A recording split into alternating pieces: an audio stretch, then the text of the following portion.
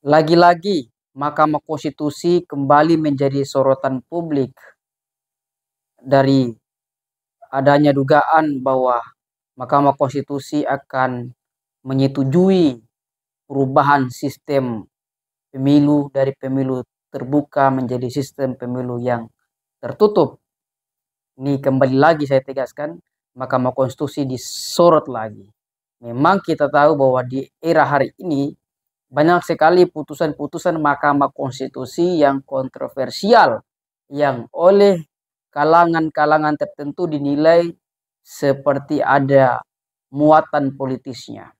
Nah, oleh karena itu, tidak heran kemudian kalau misalnya putusan-putusan Mahkamah Konstitusi selalu saja menjadi sorotan demi sorotan.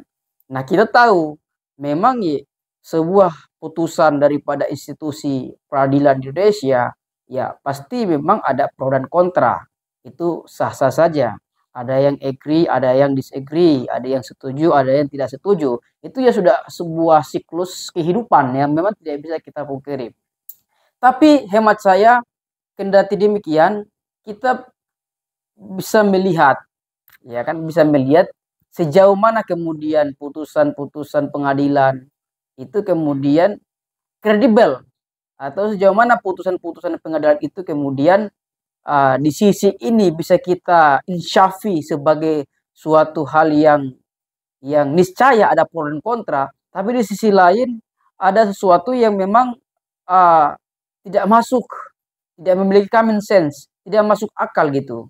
Nah, Nah, dalam hal ini ya kita lihat bahwa banyak sekali putusan Mahkamah Konstitusi yang mengarah ke tendensius ke sana. Misalnya kemarin sudah ada putusan lagi kembali tentang uh, apa namanya penambahan jabatan pimpinan KPK yang semula 4 tahun menjadi 5 tahun. Ya kita bertanya-tanya ini untuk siapa ini penambahan jabatan seperti untuk siapa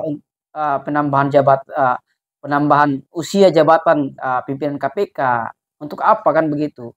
So sebetulnya kinerja KPK itu bukan dinilai daripada apa namanya, bukan dinilai daripada lamanya dia berkuasa kan begitu. Yang kedua, ya ini apakah ini ada kaitannya dengan posisi ketua KPK hari ini yang masih ingin dipertahankan atau seperti apa?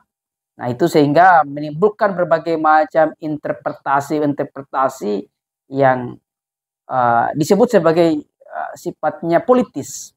Nah, tapi yang kali ini kalau misalnya MK dapat mendapatkan sorotan kembali karena adanya potensi ada uh, ada gelagat Mahkamah Konstitusi ingin kembali uh, ingin merubah sistem atau menyetujui gugatan para penggugat dalam hal ini yang meminta supaya pemilu itu dilakukan secara sistem proporsional tertutup. Secara prinsip kepatutan ya hal ini tidak dimungkinkan, mengingat ya kita sudah mendesain para penyelenggara institusi penyelenggara pemilu mau dari KPU, dari Bawaslu dan lain-lain seterusnya, sehingga ini adalah sudah banyak tahapan-tahapan yang dilakukan. Kedua, ya ini di waktu injury time, tinggal beberapa bulan lagi kita akan menghadapi proses election. Ya kalau di situ ya berdasarkan prinsip kepatutan maka tidak patut ketika kemudian Mahkamah Konstitusi menyetujui atau merubah sistem proporsional terbuka menjadi sistem proporsional yang sifatnya tertutup.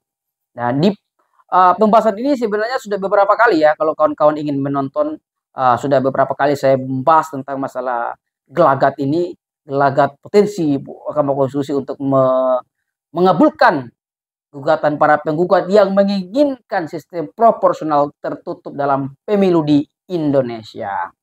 Nah, saya memulai itu dari misalnya ada ya yang disampaikan oleh pakar hukum tata negara yaitu Denny Indrayana yang juga menyebut ya gelagat-gelagat Mahkamah Konstitusi akan mengabulkan putusan mengabulkan sistem proporsional tertutup itu ya dia peroleh oleh Denny Indrayana, dikatakan dia peroleh daripada ya salah satu atau orang-orang tertentu lah yang mungkin yang memberikan informasi kepada dia akan hal tersebut.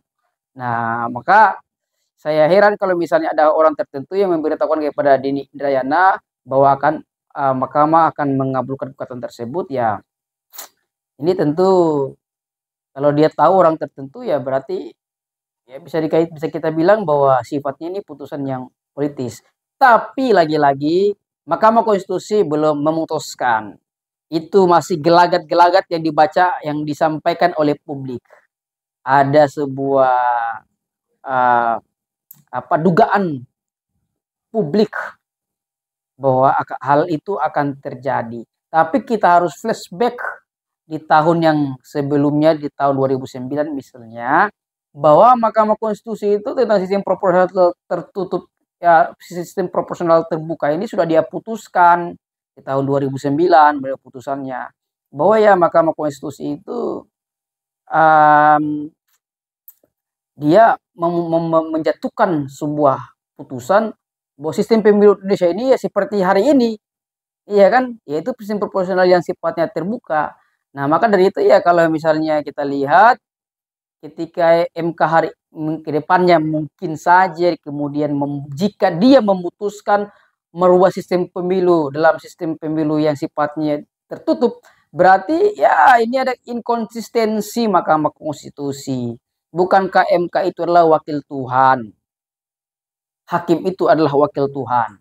Tapi itu adalah jika MK mengabulkan permohonan gugatan penggugat yang menginginkan agar sistem pemilu dilakukan secara tertutup, berarti dan MK mengabulkan itu, mengamini, berarti Mahkamah Konstitusi secara tidak langsung telah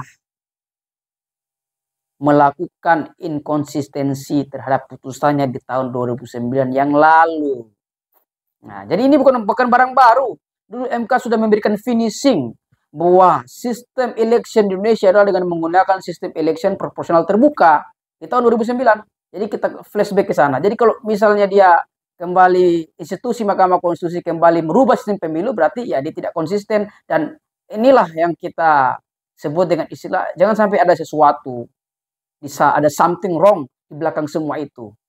Nah, ini yang kita tidak inginkan. Ya, mungkin saja ada dua hal yang bisa kita tangkap ini. Apakah isu yang dibangun bahwa ada isu-isu, ada gelagat Mahkamah Konstitusi ingin mengabulkan putusan akan untuk mengabulkan sistem proporsional terbuka, mungkin saja itu disampaikan untuk membentuk sebuah pandangan yang kepada publik bahwa ini MK harus kita kawal. Nah, bisa saja itu kemungkinan dilakukan adalah siasat atau strategi. Nah, MK harus kita kawal, makanya kita buat sebuah opini-opini di publik yang seperti ini supaya pandangan publik, sorotan publik, mata publik itu menyorot kepada institusi Mahkamah Konstitusi. Itu bisa saja terjadi sebagai probabilitas yang memungkinkan. Nah, pertanyaannya, apakah itu negatif? Itu positif. Supaya kita bisa mengawal proses penegakan hukum Indonesia ini ya bisa berjalan sesuai dengan rule of law, bisa berjalan based on law, dan lain-lain seterusnya.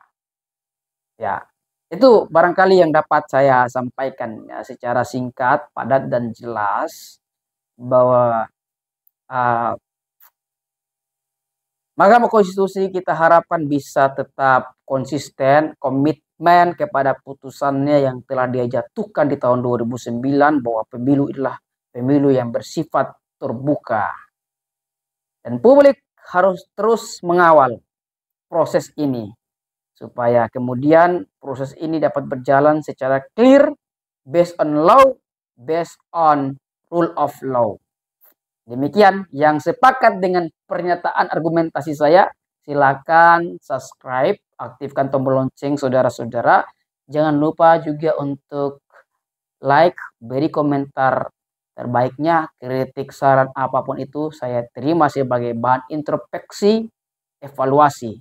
Dan yang terakhir, don't forget for sharing this video.